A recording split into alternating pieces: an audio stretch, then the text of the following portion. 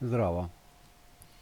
Se vam je že kdaj zgodilo, da ste na telefonu želeli nekaj narediti, pa ste se tako zapletli, da niste vedeli ne naprej, ne nazaj, ali pa v končni fazi, da vam željena akcija ni omogočila tega, kar ste želeli? Ali ste hoteli pogledati kakšne slike, prenesti kakšno datoteko, da bi si jo ogledali, ali pa gre za enostavno težave pri nastavitvah vašega telefona. Želite imeti velike črke, da boste lažje brali,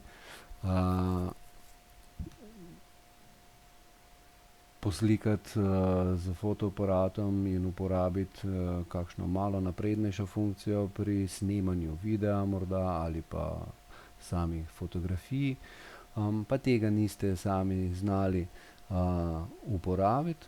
No, danes si bomo pogledali en program, ki vam omogoča, da se na vaš telefon poveže oseba, ki ji zaupate in vam ali nastavitve, ki vas težijo, ali uporabo kakega programa pripravi na vaš telefon.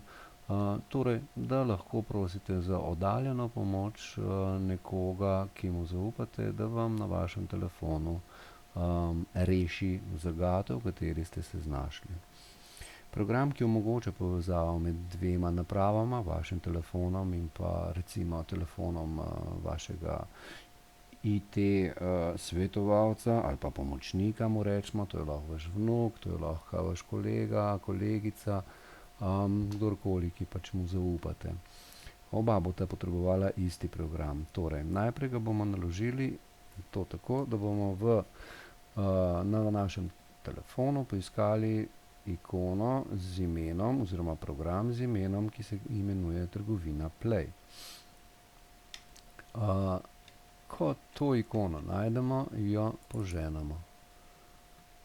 V njen iskalnik vpišemo besedo AnyDesk.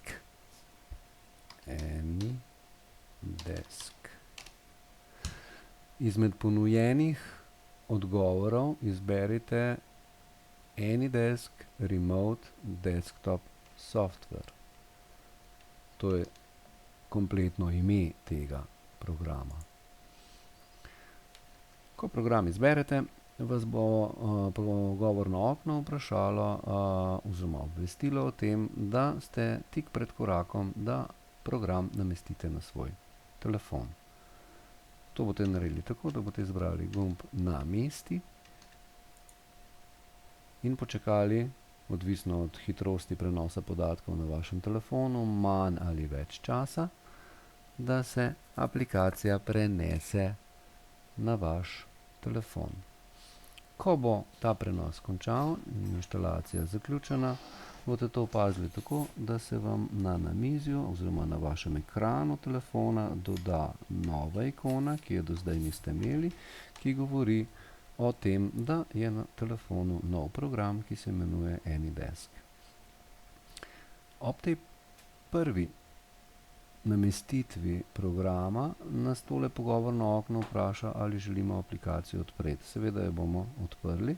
Vsakič prihodnjič, ko boste želeli aplikacijo zagnati, jo boste pa pognali tako kot vse druge aplikacije na vašem telefonu preko ikone na ekranu, ki se imenuje AnyDesk.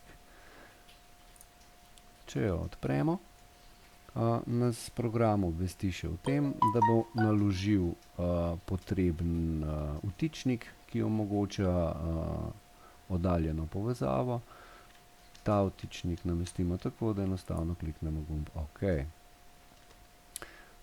Vtičnik je nameščen, program je zagnan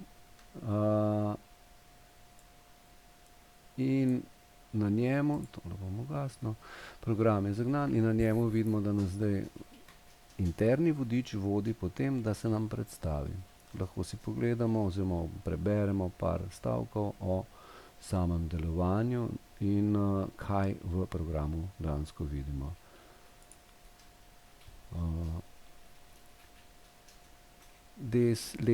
Desno zgoraj vidimo status, sličico, ikono, ki govori o tem, ali je vaš telefon povezan v internet in pripravljen na to, da se vaš pomočnik lahko poveže v vaš telefon preko svojega telefona ali pa svojega računalnika.